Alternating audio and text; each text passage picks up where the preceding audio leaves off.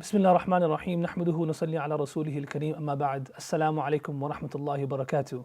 To the ones who are sitting in front of me and to the audience who's watching on camera, this series that we're starting, which is going to be premiered on YouTube every single Thursday at 9:30, which is titled Family Matters. I hope all of you are going to enjoy this series that I'm going to be doing for the next few weeks, depending on how much content I could develop for all of you and how much we can benefit from this, is going to be around a theme that I think is very important for us. Many times when we talk about practical things like how to be a parent, how to be a good child, how to be a good teacher, we're talking a lot of theory. A lot of times we're talking from our own experience. You know, just because we experience something doesn't really mean it's right. Doesn't mean your experience doesn't have to be the same as somebody else's experience. So that's why I find that one of the most effective ways while addressing these issues, how to be a good parent, how to develop a good family environment, how to develop a good home environment, I believe, from my very humble understanding of Deen and from the teachings of my teachers, I believe that if we take a dive into those parents who successfully in the past produced great scholars, how did they do it? What were their methods?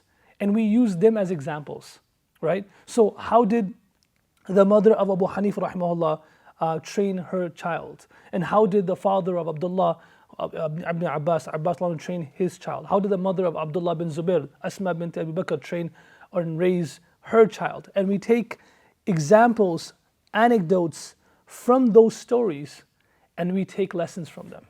And so every single week I'll go over this, a great parent. Sometimes it'll be a mother, sometimes it'll be a father, sometimes it'll be a combination of parenting, and speak about just their journey that they had while raising that child. They saw that baby, a mother sees that child born, goes through that pain, and the first person that child is placed on is the mother's lap. And then she has the burden of and the responsibility of raising that child throughout her life as long as she's alive. It's a responsibility upon the parent.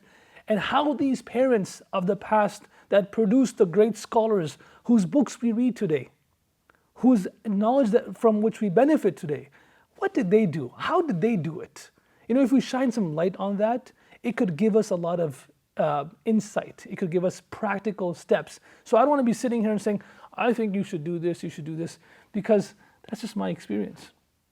Yes, it is also their experience, but their experience was closer to the Quran and Hadith and Sunnah of the Prophet ﷺ, and their involvement in their children's lives and their steps that they took to produce these children that became great scholars is proven the test of time as to be the correct steps. And when they were doing it, it might have seemed like, oh, what's wrong with you? People might have called them crazy, but today we know who they truly were, and what their value truly was.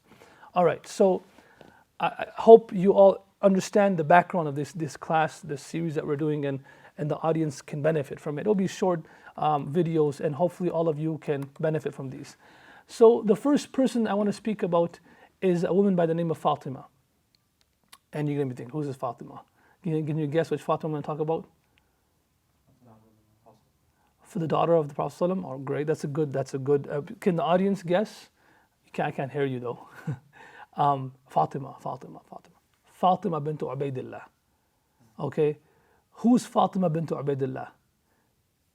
Who's Fatima bint Ubaidillah? Fatima bint Ubaidillah, is the mother of Imam Shafi'i rahimahullah. Okay, and Imam Shafi'i rahimahullah was born in the lap of this mother in 766, so 150 after Hijri, 150 years after Hijri, the same year Imam Hanifa rahimahullah passed away. And we know that Imam Shafi'i rahimahullah throughout his life attributed whatever he had as far as knowledge, respect, honor throughout his life to the efforts of his mother. Like he never ever took credit for anything. That's one thing that we should always do, but he was completely and utterly sincere about this. If it wasn't for my mother, her effort, her sacrifice, her du'as, I would be nothing. There would be no Shafi'i. There would be no Imam Shafi'i rahimahullah. So, and what was so great about this lady? I mean, Imam Shafi'i was born And most historians say he was born in Gaza, the blessed land of Palestine, Ard al-Muqaddas. And then just a few days or a few months after he was born, his father passes away. So the responsibility is placed on this young woman's shoulder to raise this child. Now, at that point, when you say underdog, and we already know, like, they were extremely poor. They had no family where they lived. This is a story of an underdog. All right, we have to you have to tell me when it's more than 10 to 12 minutes, because we don't want to make it too long. All right, I know you guys are very interested, but we want to make the audience who's watching at home stay in tune as well. And for the engagement live tantalizing sessions, they could tune into Monday, Wednesdays, and Fridays, where Sheikh Abdullah takes you on a ride. Inshallah, I usually join on Wednesdays as well. So today it's just, let's take this knowledge in, and hopefully, and don't think those youngsters who are like, hey, I'm not a father, mother yet. Hey, don't do that. This is practical for us too, because before you know it, you're going to be married. And before you know it, you're gonna be a father or a mother. So it's important. This is not something that's only sort of focused on people who are parents at the moment, but it's everybody, even youngsters, even kids. Everyone can benefit from this. See how that child became who he became, right? So the mother then, this is a story of an underdog. Pretty much Gaza. Mother is Fatima. The son is Muhammad bin Idris. Now what do we do? So she moves to Mecca. Now look at the practical steps she took to develop this child. The first step she took, she was poor of wealth. She was poor of materialistic stuff, but she was not poor of knowledge, and she was not poor of hope, and she was not poor of dreams. She had a dream for her son, and she had knowledge. She herself was a great faqihah. She was herself a great alima. So she knew what direction she wanted her son to go. Of course, she had this vision, she had this dream, she made that effort. When he comes to Mecca, why does she move to Mecca? Because he is a Qurashi. His tribe goes back to Abdul Manaf, for the lineage of the Prophet ﷺ. So he comes back, she wants him to live among them so that the son can be trained by these people. All right, a lot of times parents make moves based on the education of the children, correct? So you'll move to a school district that's better. You might be living in the perfect house. You might be living in the perfect city. Everything is perfect. Your job is good. But we make moves based on, hey, the school district over there is better. The chances of getting into a better college over there is better. And we start making these decisions at an early age. I see my wife, she's looking at school, she's into education. She looks at school districts, that Utica school or this school district is better than that district. And if we move closer to there, then we can get our children. And our children are not even grade 1 yet. I'm like, what's going on here? Were my parents doing that? That doesn't make sense. But, we see that parents do that all the time. So you would think that she would probably want to move to a place like Baghdad. A place where, this is not a time, this is a time of affluence. This is a time of rich knowledge, information, which was mostly centered in Iraq. This is the time of Harun Rashid later on. Imam Shafi'i, the caliph at the time, was Harun Rashid. The Banu Abbas, Abbasid Caliphate. She could have moved to a place that was highly civilized and had the resources to make this child grow, where there was higher chances of employment, higher chances of success. Where did she move? To Mecca. What was in Mecca that was not in those cities? In Mecca, there was people of adab. Not that the other cities lacked that, but they were still on the old ways of adab. They were still rich of Quran, Hadith, and Sunnah. So she makes the move for her child's knowledge of deen. And she completely sells out on this. Sometimes people move, sometimes when you hear people, you moved from this state all the way to Michigan just so that your son can become Hafiz? Wow, we get intrigued, right? But really, even nowadays, it's not a big deal because you can work remotely. But still, that's a great sacrifice. That's a great sacrifice nonetheless. People move to different states for this, right? But she moves from her city all the way to Mecca for this cause only, for this reason. I want my son to be raised amongst people who have knowledge of deen, who speak Fusha, clear Arabic. So that's what she did. And now Imam Shafi'i is being raised among the people of Mecca. And by the time he's 7, he memorizes the entire Quran. All right? Now and now she leaves him with the tribes of Huzayl. Huzayl spoke, that's why Huzayl were the people who spoke fluent Arabic. That's why he became a poet. He was, I have a whole series of the poetry of Imam Shafi'i rahimahullah, Shu'ara'una. So, if you want to watch it, you can watch it. But I love his poetry, and his poetry is very, effective, especially in our times, right? It's really influential, motivational. And so he learns this poetry in Arabic background when he's young, right? Very young, at the young age. Remember, a lot of times this is the first step we take. We think about, one takeaway from the mother's decisions that she made. She did not wait too long, She started making decisions at an early age. And that's very important because there's this endowment effect this children have, children's psychology, you cannot, at an early age, what you give them they keep. That's why you see that a child, you give him a toy at an early age, what does a child do? Does he give it to somebody else? Or he keeps it?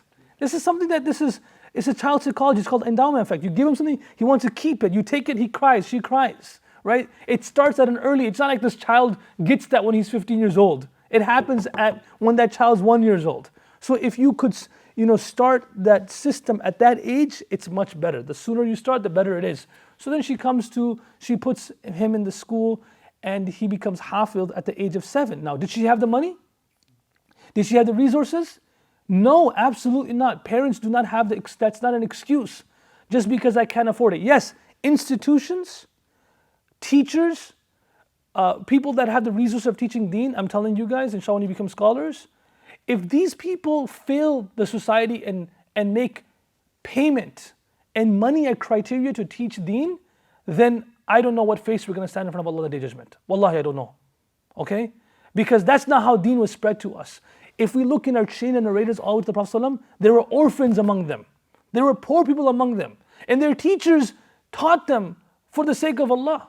And there was never a restriction based on, okay, do you have the money to purchase this online class? Do you have the money? Yes, of course we understand that systems will not run without financial support, but no one should be denied the zeal of their knowledge for the fact that they don't have the money for it. So never do that, okay? The door should always be open for everyone. So Imam Shafi'i's mother, Imam Shafi'i himself says, Kuntu yatiman, I was an orphan, and my mother sent me to a teacher to become hafidh.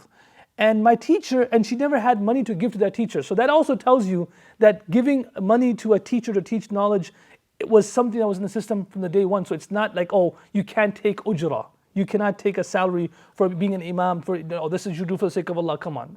Just let's not get into that discussion right now. This has been going on from there. This is the practice of our elders. All right. So the mother puts this child in this madrasa, this school, at an early age, and then this child becomes hafidh when he's 7.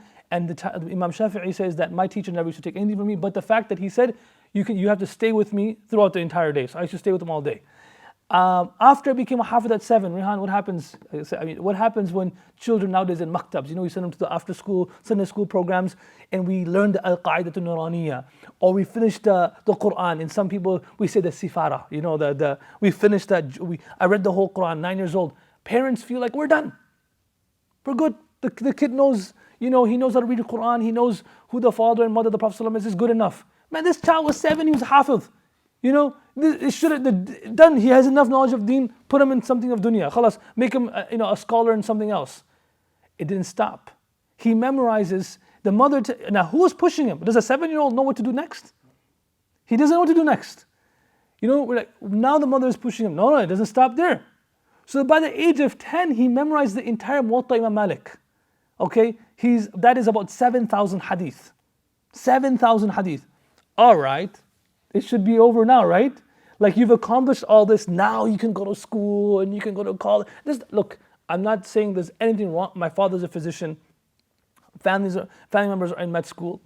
I'm not trying to be one direction over here, but I'm just giving you an example of how these people put their emphasis on something. Allah gave them both. And today we're trying to balance, but we're falling off the cliff. Okay? So they put this. So by the time he's 10, he memorizes 7,000 hadith. It doesn't stop there. By the time he's 13 to 15 years old, he is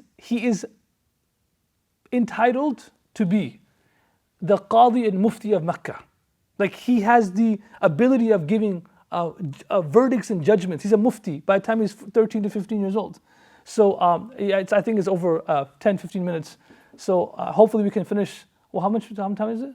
Okay, we'll finish in a few more minutes. And there's one story I want to just make sure I highlight before we finish. So now you see the mother at a young age, she keeps on pushing the child in this direction. So now he's 15 years old, he's done. You think he's done now? My brothers and sisters, the mother says, you have learned everything you can from the people around you, keep learning. Allah will give you. I want a son who can serve the deen of Allah. I want a son who has the nur of the hadith of the Prophet in his chest. That's what I want. I don't want anything else. Now this is coming from a widow who only has one orphan son. You would think that this woman is telling this child, look, we need to learn another craft now. We need to learn something else. No. So then she sends the son to Medina, to Munawwara. There was about 25 to 30 years of separation. Like you could say like a boarding school. So in a boarding school there is like a 10-year separation, but you go back and forth for vacations. The boarding school era of Imam Shafi'i was how long? 27 or 28 years to 30 years, based on which historians. So it's above 25 years for sure. Okay? And the mother is a widow. And she's living in a small hut. You would think this man already learned everything when he's 15. What else is there to do? You know that complaint that people have, oh there's Huffaz, but they're not doing anything. First of all, that's not a good thing to say. The fact that Allah gave him the blessing of becoming Hafiz is a great blessing, right? This is a ni'mah from Allah. But at the same time, there is this psyche of parents that they're pushing in their children that, yeah, you become Hafiz, that you're good, mashallah, you accomplished something. Now you go to public school, and now you do this. You have to understand, it doesn't end. We have to keep, Imam Shafi'i's mother is keep on pushing this child of hers to continue and continue. And of course, this child at age 2, 4, 7, 9, 10, 12 is going to follow the instructions of his parents. And the parent at that time was only the mother. So now, that's the first thing we see. Educate them early in Islam. Another thing we see is Imam Shafi'i was a very intelligent person. His memory was very strong. So it doesn't matter what area you live in.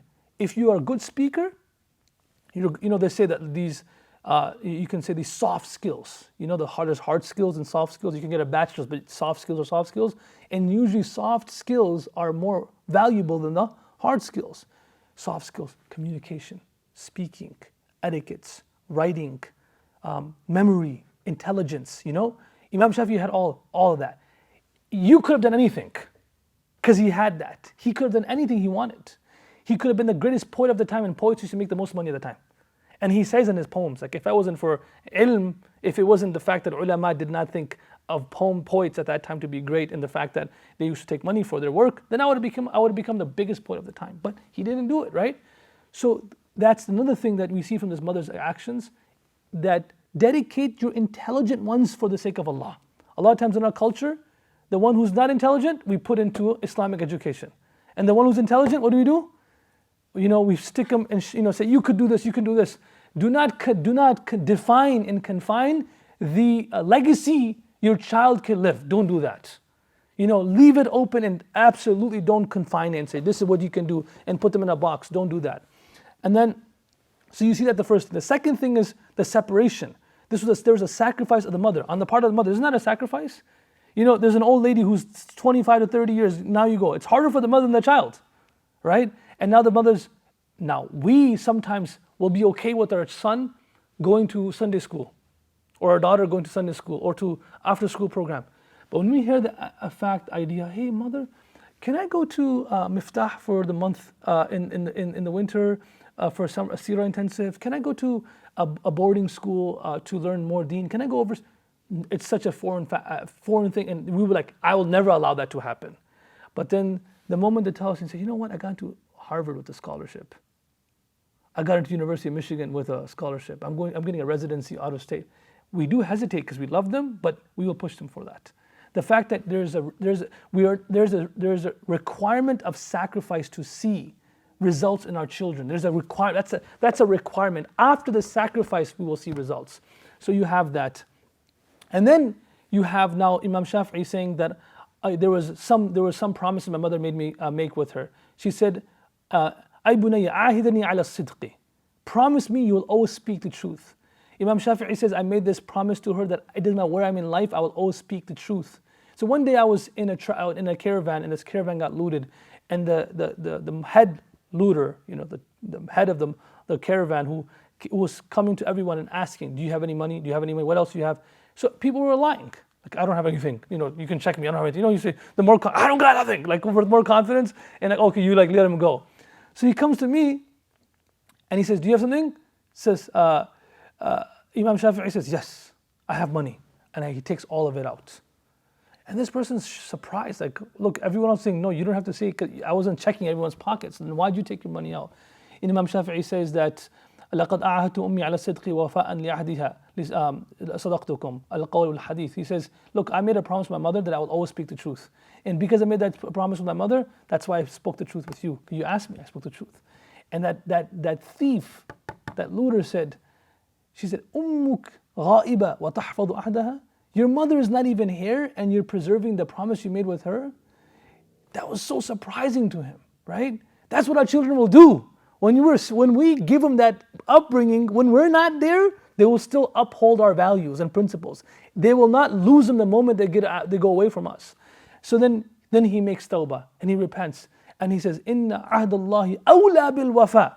He says, if you are holding true to the promise you made with your absent mother, then the promise I have made with Allah is more worthy of me upholding. And he did tawbah, and he gave everyone their money and wealth back. This is the products of that system. Then you see one day, this is a beautiful story. Imam Shafi'i, and I'll conclude with this. Imam Shafi'i, after many years, after his, that long period of going away, and he's coming back. Now this is like the moment of truth, Imam Malik rahimahullah, who was his teacher, gave him a lot of money, gave him a lot of gifts, because he was a great person by then, So he's coming back to Mecca. And he has camels full of money, has all this wealth. He's wearing great clothes. He gets to Mecca, there's all these, his mother, his aunts are all, like your family waiting outside for you, outside, and all happy he can't wait till he sees his mother. He hugs his mother, he hugs his aunts, he's hugging everyone. As he's hugging everybody else, from the corner of his eyes, he sees that his mother is not that happy. He sees his mother, like she should be overjoyed by the fact that he's, back. So she's sitting at a small little elevated hill on the side. So he goes to her and says, Mother, it doesn't seem like you're happy today with me. And what's your problem? And the mother says, when I sent you to learn the deen of Allah, I sent you with all I had. The only thing that I own in the world were 2 Yemeni clothes, like sheets that you can cover your body with. And I told you, O Shafi'i, O Muhammad, take this, sell it, and the money you get from it, you use that to buy your books, your pens, and everything you need. Imam Shafi'i's mother, they never had money for a paper and pen. Imam Shafi'i's mother would make Imam Shafi'i go to the homes of the wealthy people when they would throw the letters out. The other side of the letter they would use to write on. They would take the bones of the shoulder of the camel to make the table, and they would write on that. Imam Shafi'i, for the first 3 days in class with his teacher Imam Malik, he would write on a paper like this, the whole time, 3 days. Imam Malik thought he was crazy. You can't stay in my class. What are you doing for the last 3 days? All you're doing is this. Imam Shafi'i says, well, I'm just writing all the hadith you're narrating to me. Imam Malik said, like this? How you have nothing on you have your hand and your saliva. And he says, well, if you want, I could narrate to you everything that you said in the last 3 days. I'm just doing this because this is the amal. This is the action of all the scholars. They write, but I don't own a pen.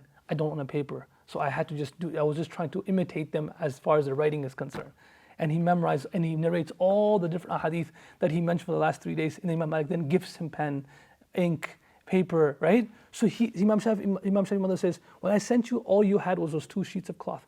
You come back with all this wealth? I did not send you to become a person of dunya. I sent you to come back with the knowledge of deen and the light of iman. So if it was one of our mothers, like if it was us, like our child comes back as a doctor and an alim, come on man, give me 2 hugs. Right? You got both. You made it, my brother. You made it, my daughter. But she's like, no. She was setting the record straight. She wanted her son to, change the course of history for mankind. She wanted her son to be a trendsetter, not a follower of trends, right? She wanted her son to be something bigger than what he ever could imagine himself from being. That's the mothers that we need today. That's the parents that we need today, right? Not, thinking inside the box. So she said, no. So Imam Shafi'i was, of course, a product of his mother. So he said, okay, what do you want me to do? She says, everyone who is poor, you give them food. Those who don't have clothes, you clothe them. Those who don't have camels and transportation, you buy it for them. And he gives everything he came with, he gave it to everybody. So now he's coming back to his old hut of his. All that stuff he had, he gave it to everyone. Now his mother is happy. And all he has is 50 dinar in his pocket, and he forgot that he had money in his pocket. So when there was a young girl walking by, and Imam Shafi'i dropped a bag of his, and she picked it up and gave it to him. So Imam Shafi'i, out of his pocket, gives her some money. And the mother says, you still have some money in your pocket? And he says, yes. He said, give it all. He said, oh Shafi'i, I mean, how's this? These people were amazing, huh? She says, give it all. And says, when you give to people, you'll become beloved to people, and you become beloved to Allah. So then now he takes everything out of his pocket and gives it to her. So now Imam Shafi'i says, I returned to my mother's house after all these years with less than what I left with. I didn't even have those 2 Yemeni cloths anymore, right? But then he became the great Imam Shafi'i that we know of. These were the parents. This was their upbringing. Allah make us among those who can actually embody this character and make this part of our life. Mothers and parents, that's when you hear this. Don't make our children materialistic. Don't do that. Don't teach them the love of materialism. Teach them the love of Allah and His Rasul, right? There's a void in their hearts. If the more you give them, the more they're going to love that. But the more you control yourself, your child's going to cry, we're going to cry. But if we fill their heart early with the love of Allah and His Deen, that's also an endowment effect. They will stick to it. Just like they will stick to that, it's also true they will stick to this. So our children today our environments we have created in our homes is an environment of whatever you see, you desire. If you desire it for long enough, you'll get. But change that effect in our homes, like the mother of Imam Shafi'i does with her child, and make sure that he rids himself of everything he brought and then when he comes inside the house, and I'll conclude with this, when he comes inside that house with nothing, Imam Shafi'i says, my mother fell on the ground with her head in the sand of Mecca and made dua, oh Allah, I'm dedicating my son for your deen. Accept him, bless him, and make him a bearer of knowledge and a bearer of light, and use him for the service of your deen, while she was crying with her head on that sand. So once you make that sacrifice, then you make that dua, then our children will become like the likes of Imam Shafi'i. Jazakallah khair for tuning in. We'll see you all next week. Wassalamu alaikum wa rahmatullahi wa barakatuh.